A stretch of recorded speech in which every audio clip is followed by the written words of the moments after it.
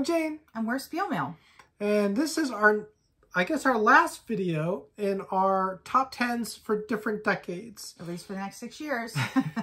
So this is our top 10 games from the 2020s. So from 2020 to now. Yeah. So far in the 2020s. This actually list probably will change over the next couple of years more than the others will, because we're going to be getting new games to the table from the 2020s. A lot more than other decades. Oh, I've already got all the 2027, 2028 games on there. You might. No, not really, obviously.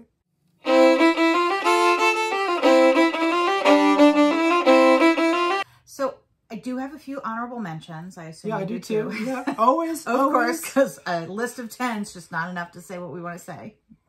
And I'm going to start with a few that didn't make the list because they were one-offs, but they were in heavy contention for favorite games that I've played so far. But again, because they were one plays, I just didn't put them on there. And that is Mother of Frankenstein and then the Emerald Flame. Those are both incredibly satisfying puzzle games. Yeah.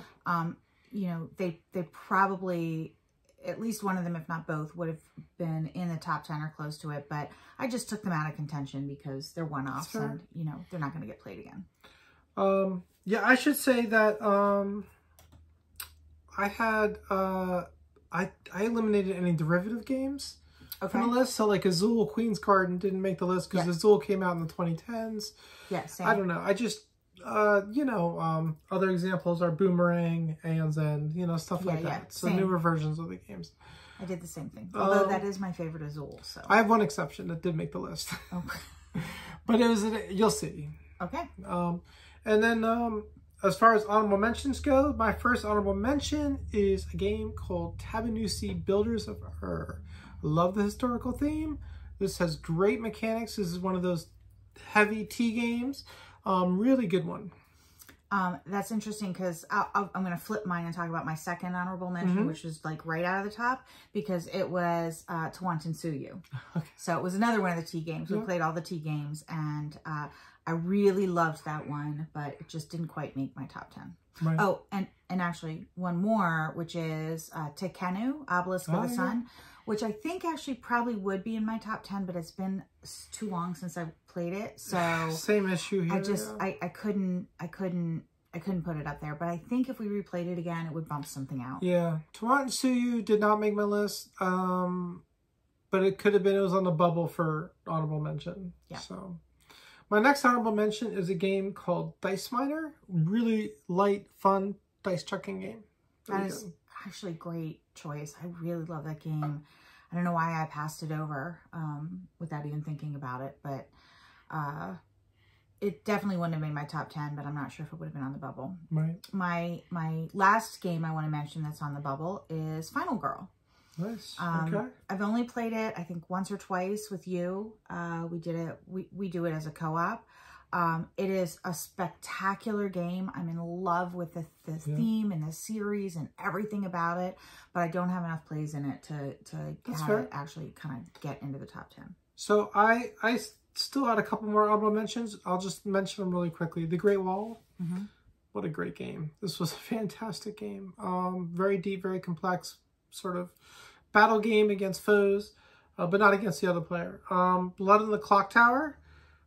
That's a lot of fun, but we've only played it once online, so that's what I do. The other one's Lagrange, which we just got to the table. Yeah. Really interesting game with multi-cards that you use 4 different ways, and very interesting. Yeah, it is definitely. All right. Well, with that, why don't we jump into our top 10? Do you wanna lead us off? I think I went first last time. Oh, okay. I'll go first this time then. All right.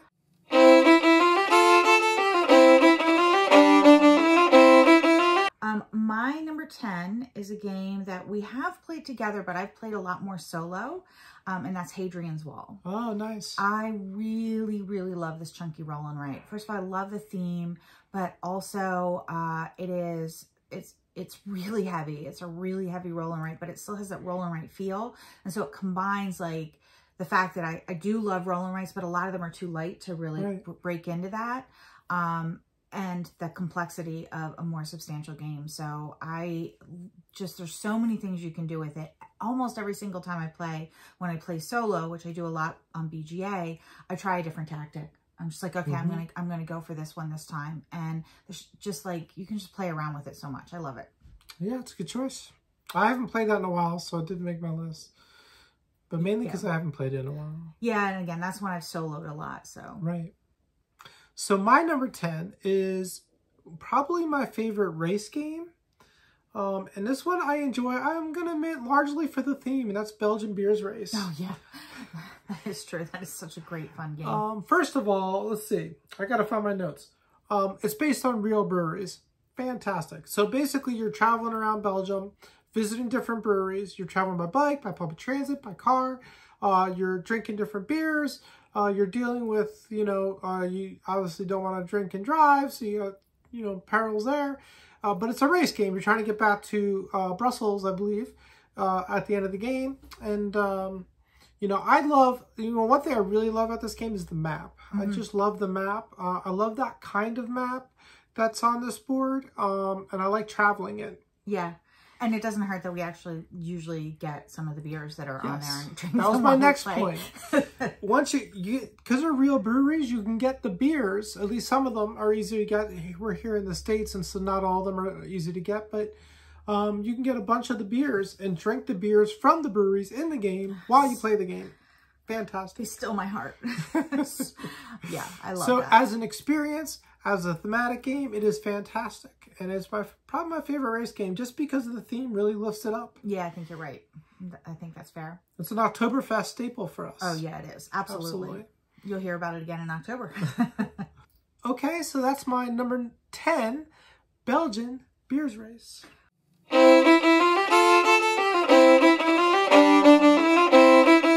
Well, my number 9 is actually a crossover with your honorable mention list. Oh. And that is Tabanusi Builders of Ireland. Oh, nice.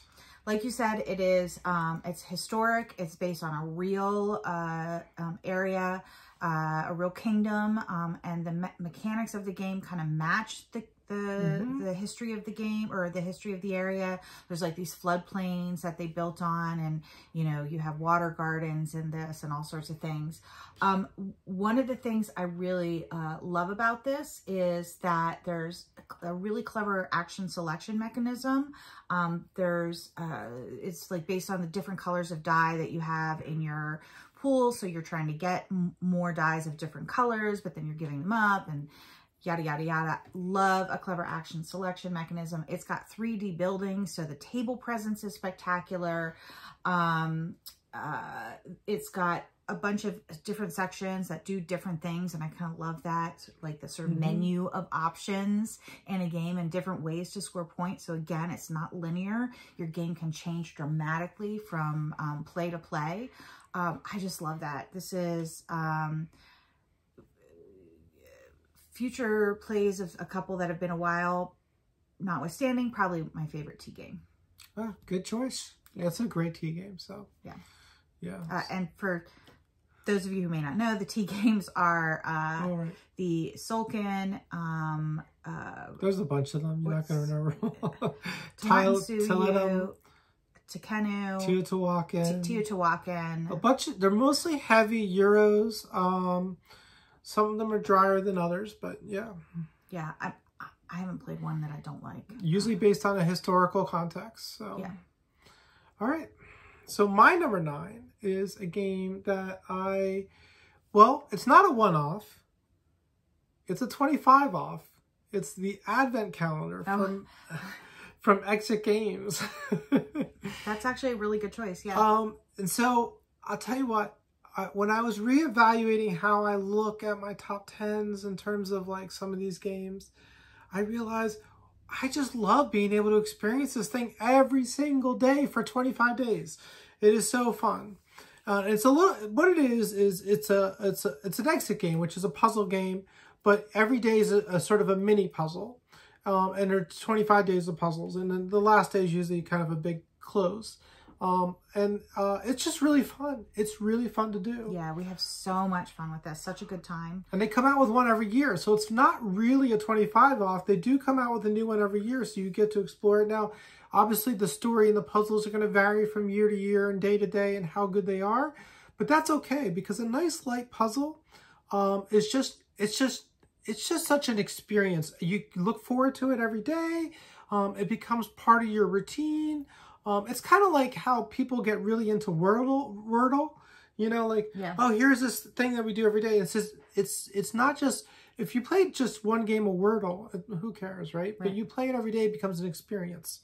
Right. And I think that's the same thing with the Advent calendar. So I really enjoy this. And I want to also point out that the hint system in it is really good. And I think with the one-offs and these kind of puzzle games, a good hint system is really important. That is really true, because you're going to get stuck. Everybody's going to get stuck at some point, somewhere. And having a hint system that can help kind of nudge you along and maybe get you back on track so you don't have to completely give up is so much better than like, well, just tell us the answer. I don't know. Because, you know, sometimes you just need that little bit of like shift in your thinking. Just a little push. Yeah. Or for me particularly, I like to know I'm going in the right direction, because I can see a lot of different paths. And I just want that verification that I'm on the right path. I don't want to spend an hour going down the wrong road. And every once in a while, one of these puzzles is not designed that well. And you get stuck not because of yourself, but because of the puzzle itself. And so having that little push to go, oh, that's really what they're thinking? Okay. Didn't see that. And that's fine. I mean, that's just, eventually you design 25 different puzzles. You're going to have one that might have a little weirdness to it or something.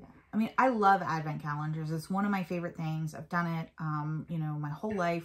I've had an Advent calendar of some sort. When I was a kid, it was literally just opening and looking at a picture, the same picture every year, because the Advent calendar didn't change. I still loved it. But this is literally the experience of the game, which we love, right? It's taking our favorite hobby and theming it to Christmas and making that your Advent. That's fantastic. That's a really good choice. I didn't even think of that one. So yeah, so that's my number 9, the Advent calendars from Exit Games. All right. Or whatever they're. I guess it's Cosmos, probably, I think, who publishes it. It is but Cosmos. Exit the Game is the line. It's Cosmos. I can see last year's that we didn't do because we moved, so.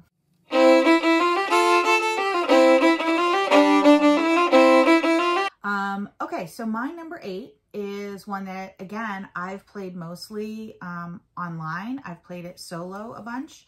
I've played it on BGA with strangers, and we have played it a couple times together as well. And that's Ark Nova. And I really love the animals in it. There's actual photographs of the animals, which usually I don't love, but it really works well here in this game. It has a feeling of like a scientific, you know, I don't know, publication about the animals or a brochure for the zoo or whatever. And there's a huge range of animals. Love it. Love the animals.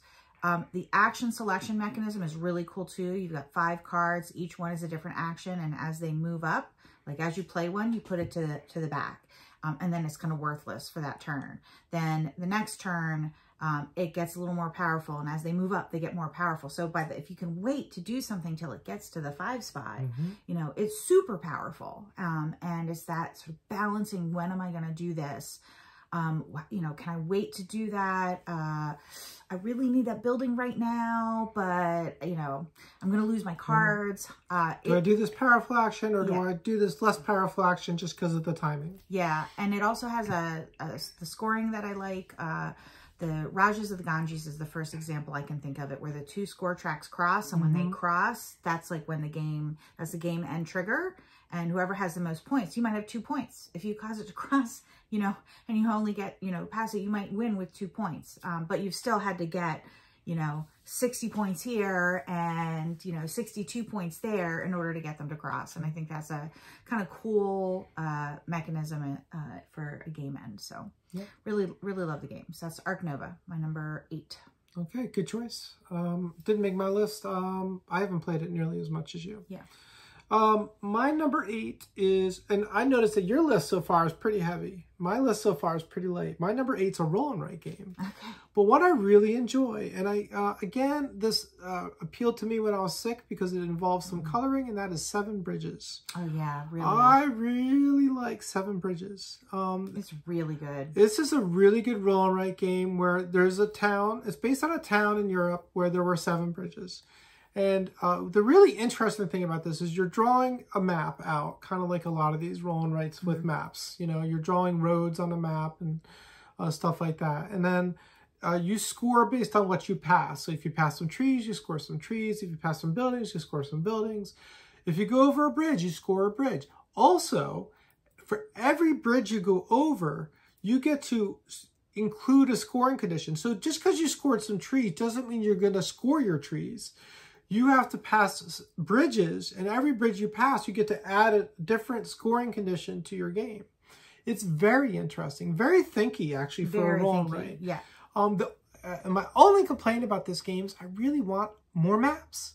Yeah. I think this game could work with multiple maps. It could be fictional places, it could be real places, but it could really work. You could do one based on Pittsburgh, where we live, because we have lots of bridges. Yeah, you could. The 32 bridges. We actually have 400 and some, so. Yeah, we have a lot of bridges. So, but you could pick like a neighborhood section or downtown area or something. So anyway, I just wanted to talk about Seven Bridges because it's such a fantastic game. It's my number 8. I also just want to mention, I like the fact that you are trying to create a closed loop as well. Yeah. So if you create a closed loop, you score times the number of bridges in that loop times the number of turns. Right. So that can be a very high score. But again, it's that cost benefit analysis, right? Is it worth closing my loop? I'm going to end up missing a bridge and not scoring something else. Or I try to go for this really big loop, but I'm risking not completing it. So I got to be careful. Yeah. Yeah, exactly. It's a really great game. Yeah, so it really is. My number 8 is Seven Bridges.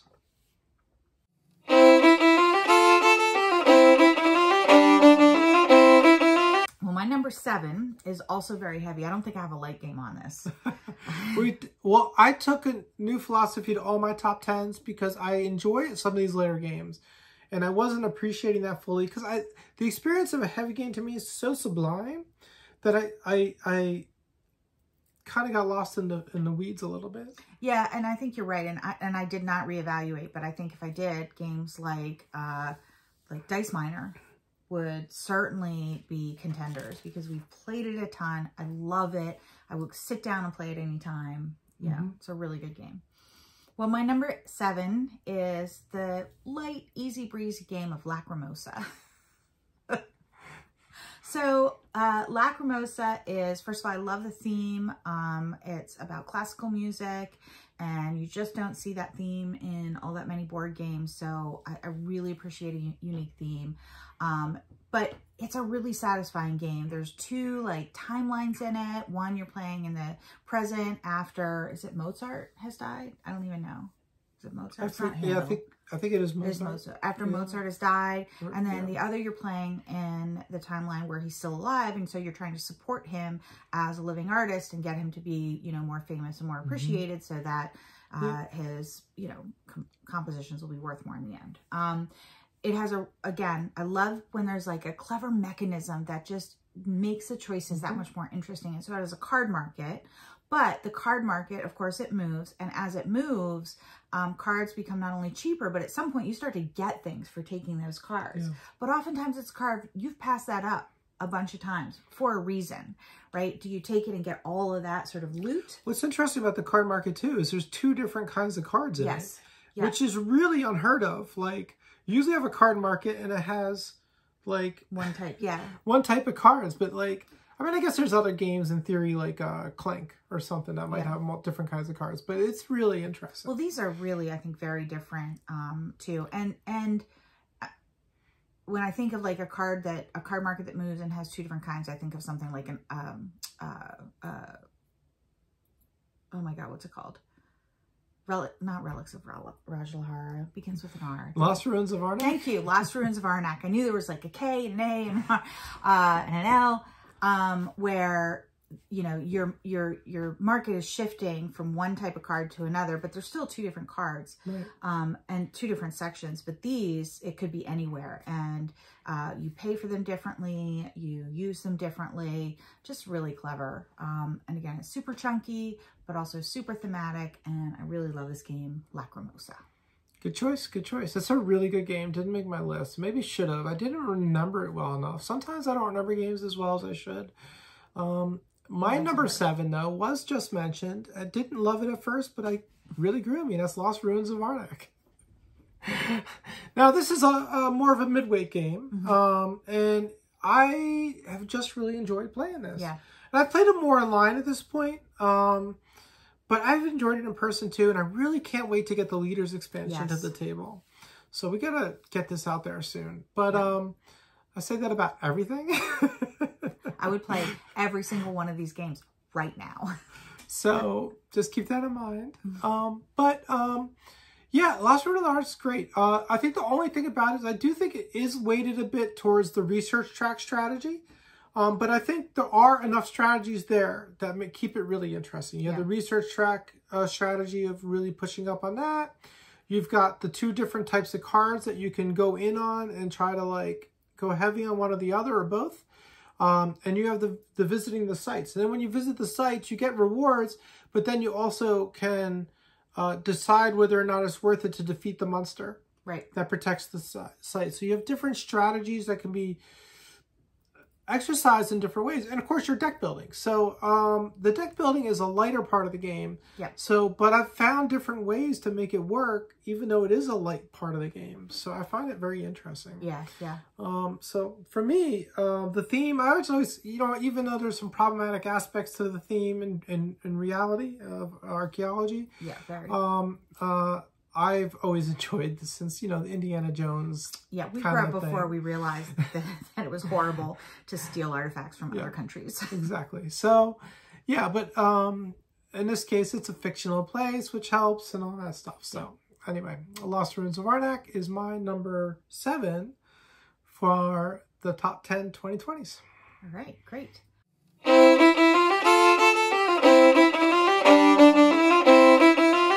My number 6 is one I think you mentioned in your honorable mentions, and that is The Great Wall. Oh, nice. There's probably some I thought this might be in your list because you really loved it. There might be some recency bias here too, but I just really love this. It's like you said, there's so many different pieces to it, and I just love, again, I love a game that has like different experiences.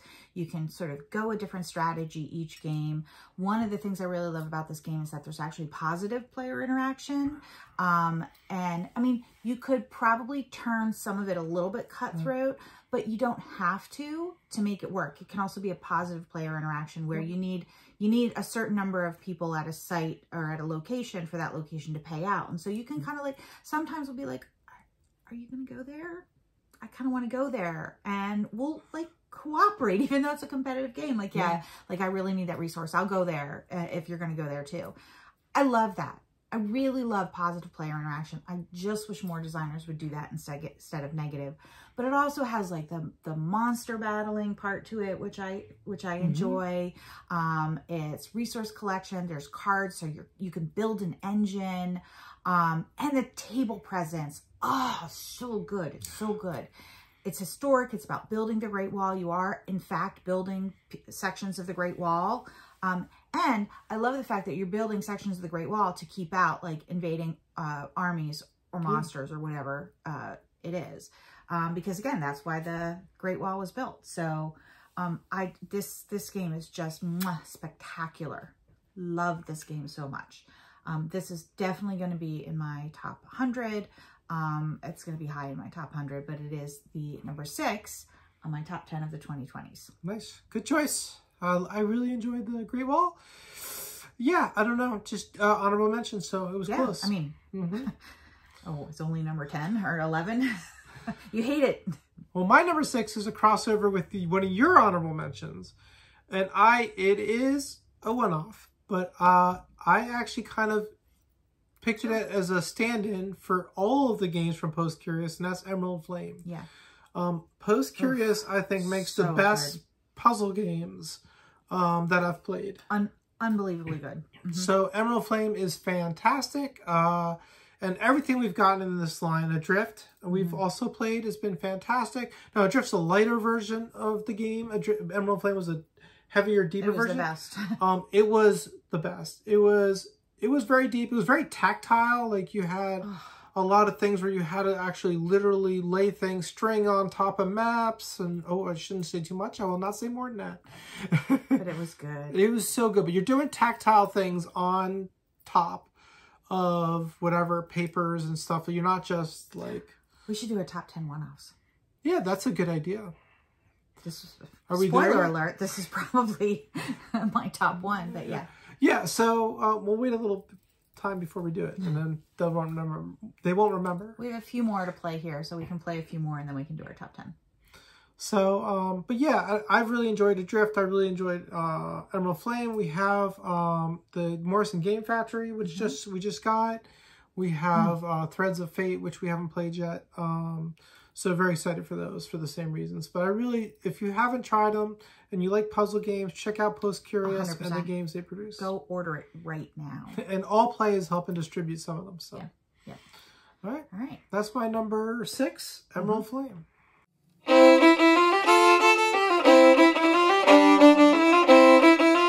My number 5 is, well, it's from, I was going to say my favorite designer, but I have to admit, I think maybe there might be some shifts there. I don't know that anybody's been bumped out of the top spot, but it might be a shared top spot at this point, and that is Hallertau from Uwe Rosenberg. I love Uwe. I love the farming games. We always joke about the fact, but it's very true, that Agricola was my gateway game. It was the first game that made me go, this is what gaming could be. I love this. And Hallertau is a great farming game from Uwe Rosenberg, but it's evolved. The card play in this is much more sophisticated and interesting than you get in something like Agricola. And it's been a minute since we played this, but there's occupations, but I think there's another type of card as well. And it really revs up your game. The card market is really interesting. There's also a community board that sort of shifts forward, which is really interesting. It sort of symbolizes the community building together, the community center, but then you also need more resources in there. And the further you move yours, the better you score. So that's sort of this extra, piece to it. So it's just really robust. It has all the things you expect from a Uwe game, a Uwe farming game, but it's super robust with some extra super clever mechanisms in it. So I love this game. I will sit down any day of the week to an Uwe game. And that is Hallertau. That is my number 5. Yeah, I love this game as well. And it didn't make my list, but I really enjoyed it. Yeah. We have a very unique list. Very different list. Yeah.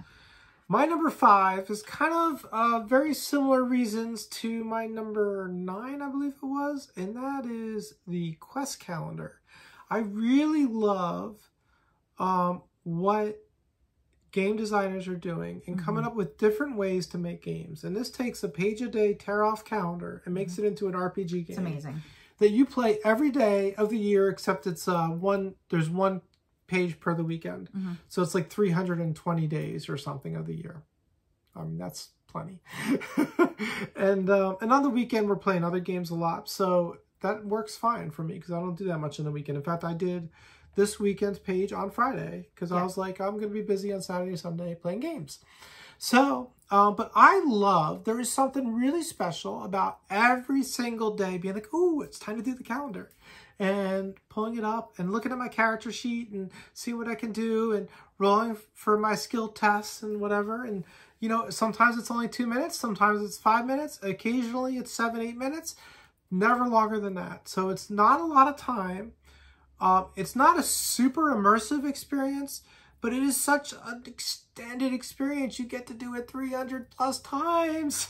Yeah, I actually thought about putting these. Yeah, I thought about putting these on the list as well. I am less consistent with mine than you are. Well, I'm disabled. Yeah. So I have a lot of time. My employer is happy to hear that I'm less consistent than you are. Yes. But I do love these, and I do love the experience. I tend to do a little bit more bingey, where I'll do like a week at a time. But I actually really enjoy that too, because that can be a little more immersive even. But it's so clever. I agree with you. I love what game designers are doing. This was just such a brilliant innovation. And it's so low. So, you can just do it on your own. You don't have to wait for a gaming group. You don't have to wait for me to finish work to play. You know, you have that experience.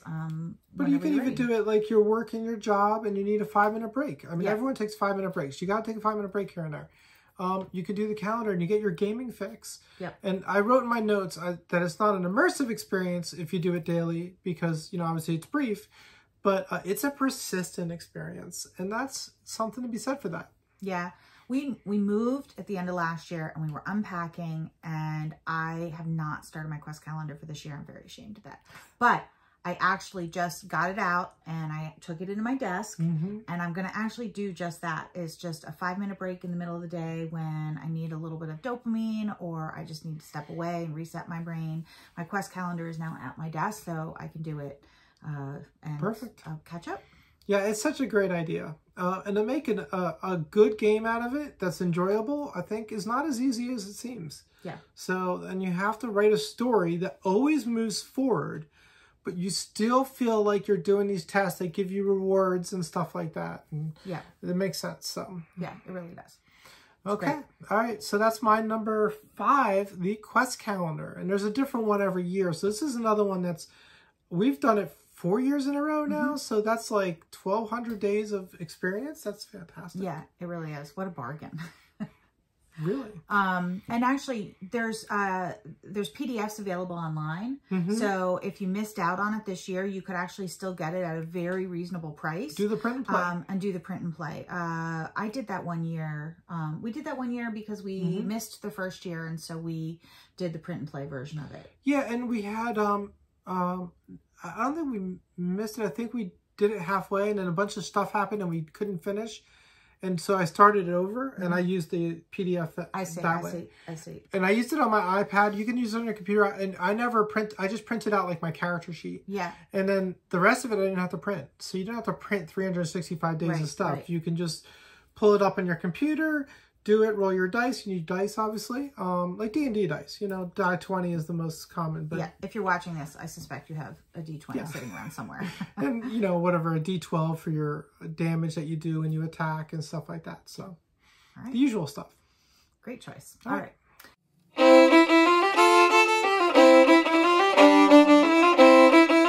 Well, my number 4 is from the designer who has moved up in my heart and is now sharing the top spot with Uwe, I believe. And that is Stefan Feld, and this is Hamburg. Nice. So these are reprints of earlier games. I think this is Bruges. Hamburg, it is Bruges, I believe. Yeah. And a little... We did Feldfest last year, about a little bit later than this, but we played all of them at one time. So sometimes the details of which game was which get a little fuzzy in my head. But I was looking at the board and kind of remembering, this is actually, I think, my second favorite from the City series. There's cards, right? There's card play in it, and you've got a very restricted hand size, right? But you have to get those cards out. Like, it is critical. That's how you're going to score. And so it's just really tense about making sure that you can get the cards and get them into play and then fulfill the requirements on them. Some of them are engine builders and help you work through the game. It's another one of these games where there's a bunch of different spots on the board, each that does something a little bit different. And you've got to sort of balance where you're going. You can't go to all of them. I think it's dice based. I'm struggling on this one. Hamburg? Yeah. I don't recall Hamburg's. No. It's called, it's workers. It's colored. You have different color workers, and that's how you determine what you're going to do. Is you need certain color workers to go different places, which is so clever. Hamburg? Oh, yeah, Hamburg. Yeah, it is. And so you have like some cards that might say if you get a pink worker, get a brown worker as well, or you can automatically change a purple worker into a orange worker, or something like that. So you need that little engine in those cards to help you make sure that you get the right workers that you need to do the actions that you want to do.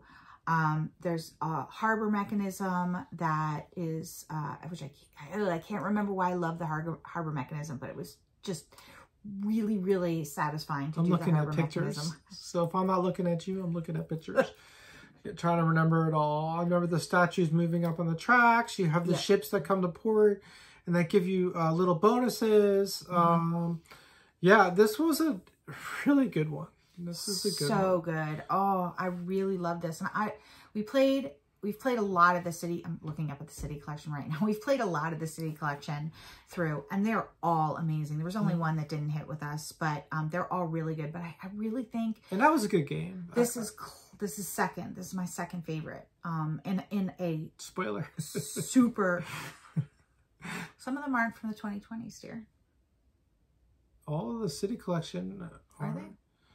I mean, they're all from the 2020s unless you go back to the original game, which in case this wouldn't be from the 2020s. Well, all right. Bruges wasn't a 2020. Well, forget I said anything.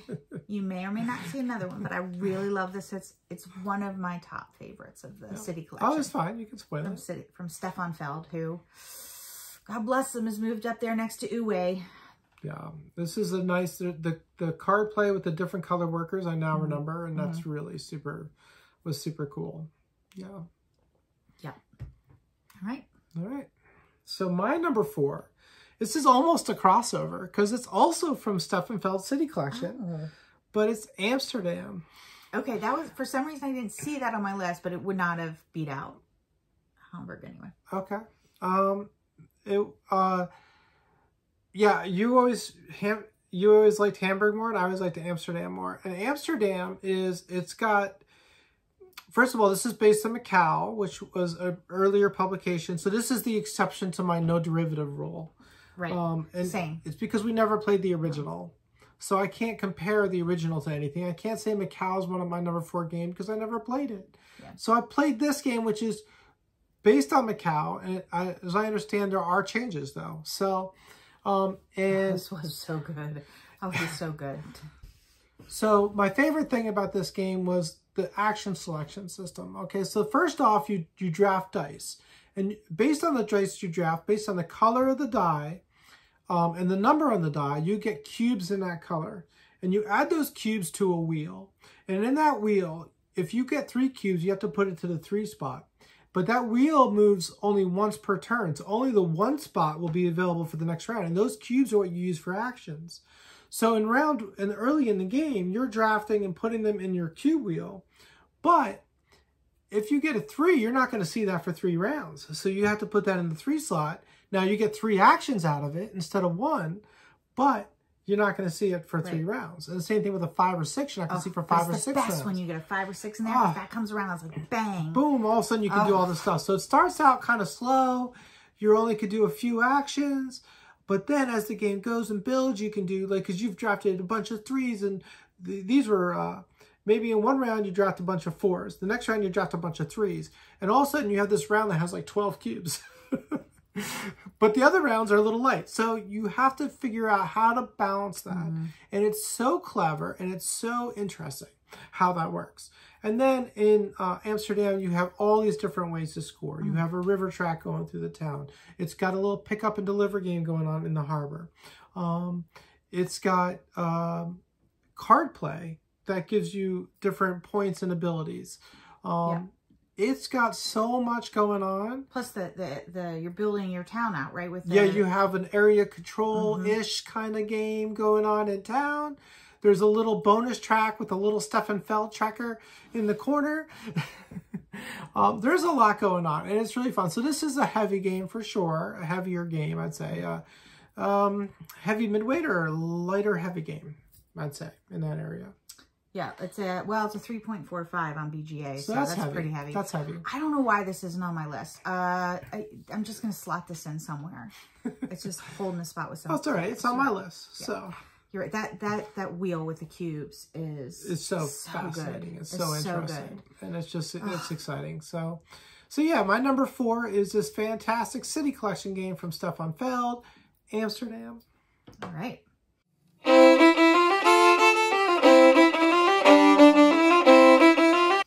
Well, my number 3 is, I'm lightening things up. I wanted to go a little bit later. I've got a lot of heavy games on it. So my number 3 is On Mars from Vital Lacerda. Oh, I didn't catch that you were being sarcastic. It took us so long to play the first game.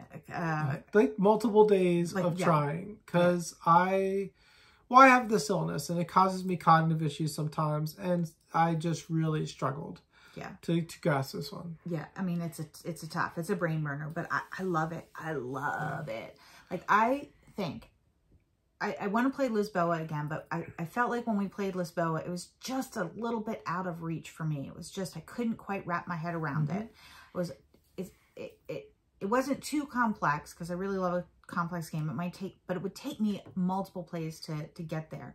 With On Mars, it was super complex, but I got it. I just loved it. It is... You've also just been a little deeper into the hobby now, and it's that's true. Picking up on a game like that is easier. Yeah, and I think this is another one with positive player interaction. I think there's some negative player interaction too, but I think there was some positive player interaction, like, or things that you could use to your advantage. Like if somebody goes to a spot on the turn track, right? I mean, you're mostly competing for those, but yeah. I might be wrong. I might be just misremembering it. I don't remember as entirely, like, all the little I don't know why details. I wrote positive player interaction in my notes, because now I'm seeing... There was something going on with the buildings on the planet that might have had where you can use each other's buildings a little bit, maybe? Yeah. I don't remember now. Yeah, I don't remember either. But okay, sorry. So forget the positive player. Can't remember everything. Doesn't matter. It's still fantastic. So it's got like 2 sides of the board, and you can only do actions on one side of the board per turn. And to get to the other side of the board, it's either supernatural and it flows in because you sort of like switch, or you have to spend a turn to do it. So if you really carefully plan what you're going to do, and it makes sense because one side of the board is on the surface of Mars and one side of the board is like sort of in space at the station that is supplying the colony, right? So of course it's not going to be easy to get back and forth from the spaceship to the planet, but you know, again, there's just so much going on in this game. You're building out your area, your player board. There's of course card play and engine building. I love the aspect though where when you go to the planet side, you get to do certain actions. Yeah. And when you go to the moon side or whatever that is, the space station side, you get to do different actions. And how it just makes sense. It does. And it's interesting mechanically how that works. And you got to plan for it, and it's so fun. Yeah, it really does. And this is another one of those games where if you plan it right, your actions are either cheap or you get a bonus for doing it, or there's extra stuff to make it a really robust turn. But sometimes that's not what you need to do. You need to do something else, and that's going to cost you more. And so again, it's like, oh, I'm going to get so much stuff if I go do that, but I really need to do this other thing, and it's just going to actually cost me, and it's going to leave me really strapped for the next turn. And that decision space is so interesting. To me, that's where the hitting things. To me, that's where the game is, right? It's that decision space of how do I maximize the impact of my resources and the limited number of turns I get in this game. And this is one, it's a Lacerda game. It is long, it is heavy. It's still at the end of the game, I was like, oh, I could have used another turn. You know, it does not wear out its welcome. So good. Such a brilliant designer. Yeah. Maybe there's 3 people at the top. I don't know. Lacerda. So we're very excited because we're going to do Uwe Palooza. And Lacerda, hopefully again this year. Yeah. So that'll be fun. And I really look forward to like getting Vinhos back to the table and learning it a little deeper. And On Mars back to the table and just getting better at it. And Kanban we haven't even played. We haven't played Kanban. We haven't played Inventions or Weather Machines. So we have 3 Lacerdas to play. And I just got a little burnt out when we were going through Lacerda last year because of my cognitive issues. Yeah. But I think I'm in a better place this year, although I've had some issues lately, but I think we'll get there. Yeah. I think we'll be good. Looking forward to it. Really, just 2 masterful designers. Yep. 3 masterful designers we've talked about. Absolutely. The rest of you are good too. Are you done? I'm done. Okay, so that's your number 3? Mm-hmm. 3. So my number 3, and this is a much later game, but it's a very good game, and it's called Paint the Roses. This is a deduction game, and I love deduction games. Mm-hmm. And in this game, the Alice in Wonder theme, I could leave it. I don't care. Yeah. It's more of an abstract game anyway. Although the game is actually gorgeous. Beautifully produced. So beautiful. Beautifully produced. And the board is beautiful. The pieces are these nice, like... chunky little... chunky pieces, like Bakelite, I guess, plastic kind of things that are plastic, but they're beautiful. Mm-hmm. And it's lovely. But it's really clever. You play these different tiles to the board, and they have either a shape or a suit, is it? I think it's a suit. Yeah. And you have to decide... color. Suit or color. Suit or color. And then you're trying to figure out what somebody's card... Because everyone has a card that you're trying to guess. And so, like, her card might be, you know, might have 2 shapes. Or, I mean, 2 colors. Or 2 suits. Or a suit and a color. It depends, because you can get an easy card, you can get a medium card, you can get a difficult card. And you have to strategize around that. Picking well, because if you have a turn where you don't get any cards, you're kind of in a little bit of trouble. The queen's going to catch up to you, and she's chasing you with an axe. She's going to cut off your head. She's going to cut off your head. It's really bad. So we don't want that to happen. And so you kind of, and you want to deduce each other's cards as quickly as possible and as effectively as possible. But the easy cards, which are easier to deduce, do not move you very far. Mm-hmm. But the medium move you a little further, and the hard move you a little further on this track. So then you're basically just trying to stay ahead of the queen in this track. And it always ends up that you think you're doing really well, and then the queen just starts chasing you down. You're like, oh, we're not going to make it. In trouble. And then you either win or lose. And it's tough to win. It's tough I'll tell you, this game becomes a completely different game at 4 players than 2 or maybe 3 players. We played it at 2 and we played it at 4. I don't know that different, but for me, it really shone with 4 players. Okay. I liked it both. I like how, in my notes, I have, for example, that it's so good at different player counts. Yeah, I liked it at 2, but at 4, I loved it. I thought 4 for me was just a much different experience. I really, when we played it with our friends, thought, oh, wow, this is how I would like to play this game. Yeah.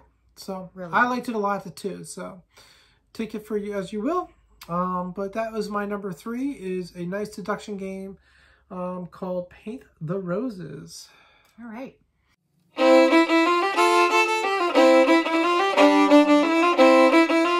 My number 2 is it's a game we played very recently, and that is La Granja. So you had this on your 2010s list.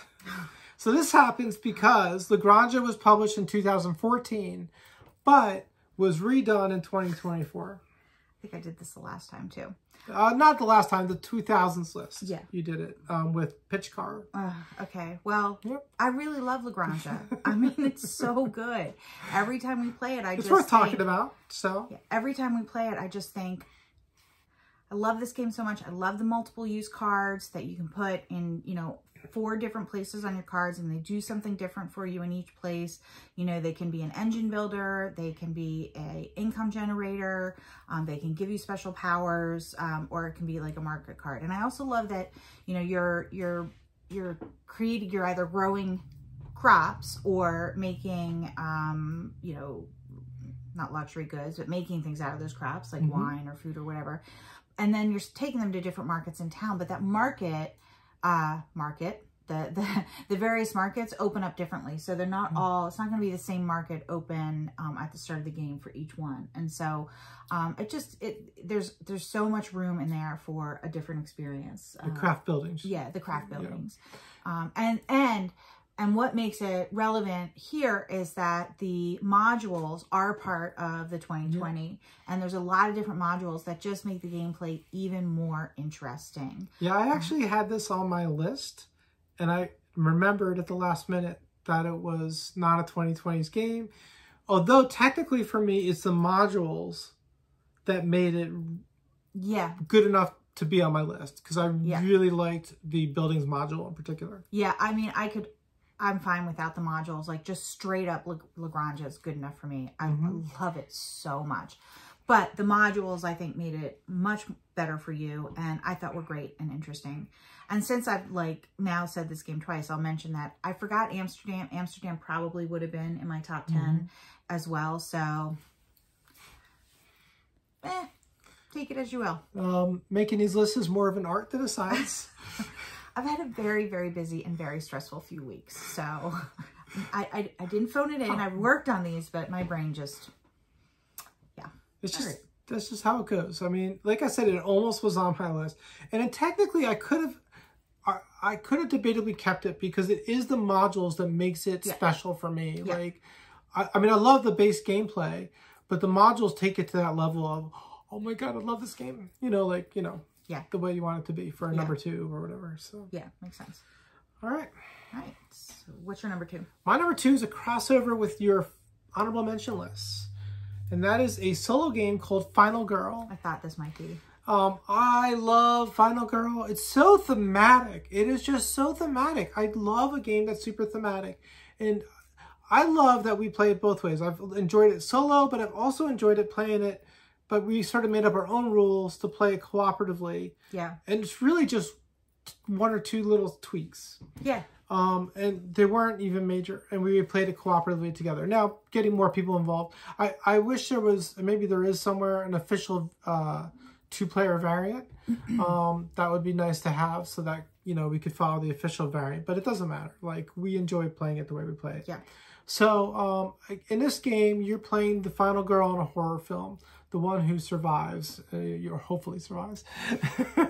But, you know, who, you know, the whole idea is to escape and defeat the killer. So the boss, kind of, you know, it's kind of a boss battler, right? Yep. It's got a lot of thematic depth. I just love how it feels. I love that each game, so it's very modular. You pick different killers and different boards, maps to play on. I love playing on the maps. I like moving around maps. Belgian beer race, anyone? And I like the different, you know, killers that you face because they have different strengths and weaknesses, and you got to adapt your game for them. I just think it plays really well. And again, theme just sucks me in. Yeah. I'm not even a big horror film person, but I don't know, as a game, it just really works for me. Yeah, and we grew up in the era of Friday the 13th and Halloween, and you couldn't escape it, even if you would. I mean, that's how I discovered I don't like horror movies. Those movies traumatized me. But it's still just, it's part of that cultural experience. Right. Yeah. So, I really enjoyed this, and I definitely made my top 10, my number 2, all the way up to number 2. All right. Great choice.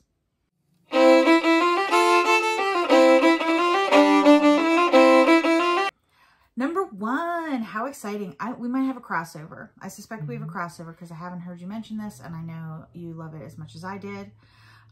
It is by a designer that I've already mentioned, Stefan Feld. That is Marrakesh. Marrakesh I tried to say it at the same time because it's also my number 1. Yeah. So, crossover! Woo!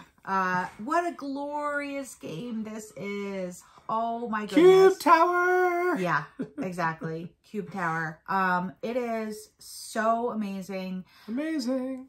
Again, does not sound like broken record. One of the things I love. Multiple different areas with almost like a mini game, right? Each one is a point scorer. And which one are you going to go in on? Which one are you going to go hard on? And which one are you going to kind of maybe not do that much? And you can change that up.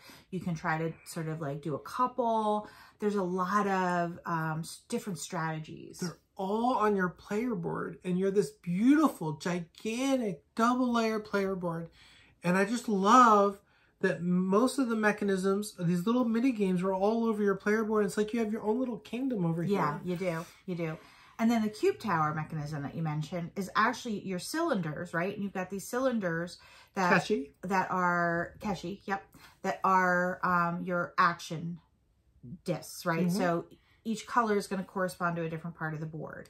And you put them in a cube tower along with whoever you're playing with, and whatever comes out are the actions that you can select from that round. And so some might get stuck in there and not show up, and you don't actually even have the choice to do that, but it might show up the next time. Right. And if somebody puts in the same color as you, you might actually get to do that twice if you can take it from them. Yep. And I find that so interesting. There is that whole sort of like kind of thinking like, well, what are they going to put in? What do they need to do? Like, I think they really need to do this one action, and so do I, but they're going to go first in the choosing. So I don't want to put that in this round because there's a good chance they're going to take it from me, and I need to do that. So I'm going to hold that back, and I'm going to put in something else that I think, you know, they'll take, and they'll leave me this action. The next time we play this, I really want to try seeding the tower a little extra, because in a 2-player game, you just don't get as many popping out. So if 2 red pop out, then you have a choice. You can draft 2 red. You might not have planned on red, but now you have 2 red actions you can do instead of 1 white action, let's say, or 1 gray action. And so what comes out of the tower is so important. In a 3 or 4-player game, you have so many more cubes going through. It's going to be a lot more interesting. You have a lot more things that have 2 or 3 actions on them. And so I really want to try different ways to seed the tower without overpowering it, but making it more interesting in a 2-player game, so you have more like double actions to choose from and stuff like that. Yeah, I agree. I think it would be so much that just that one mechanism will be so much better with more players. It's good with 2 players. Good. Like it's our top game of the 2020s, right? But it could be spectacular. It could be better. Yeah. So I agree that that's something that we want to try to play with. So I think that's something we'll play with. I'll check on Board Game Geek, see if anyone's come up with any ideas for that or had the same conclusions. That would be nice in a 2-player. Yeah. So. I just want to say I know Amerigo also uses a cube tower, and maybe there are others, but those are the only 2 games I know of that use a cube tower, not as a battle mechanism, but as an action selection mechanism. And that, love it. Love it. Such an interesting derivation from, you know, what you see in every other game with a cube tower. There are a couple 2-player tower variants on Board Game Geek, so we'll have to take a look. Yes. So excellent. I just took a look. All right. So that's our number 1, Marrakesh. Yes. And that's our list. So let us know in the comments, have you played any of these games? Do any of these show up as your favorites? What is your favorite from the 2020s maybe that we didn't mention? Maybe we should play it if we haven't. I have an interesting question for you all. Like, you know, we noticed doing these decade lists. The pre-2000, there were a few games, right? 2000, 2010, there were games that just kind of rose to the top. Once we get to the 2010s, there's so many good games. And 2020s continues that. But are we sort of peaking, you think, in board gaming? Or are we still rising in that curve of, like, awesomeness? Whatever you want to call it. It's an unending. It's not a curve of awesomeness. It's a slope to the moon. To the moon. Is that okay? So, what do you think? What does the future look like for us from here? Because this is interesting. Doing this list put into perspective that, which we already knew about, but, you know, really put in perspective that evolution of games. Yes, and, absolutely. You know, so I'm very interested in what people think of that. Yeah. All right. Well, thanks for watching, and remember, every day of the game is a holiday. All right, bye everyone.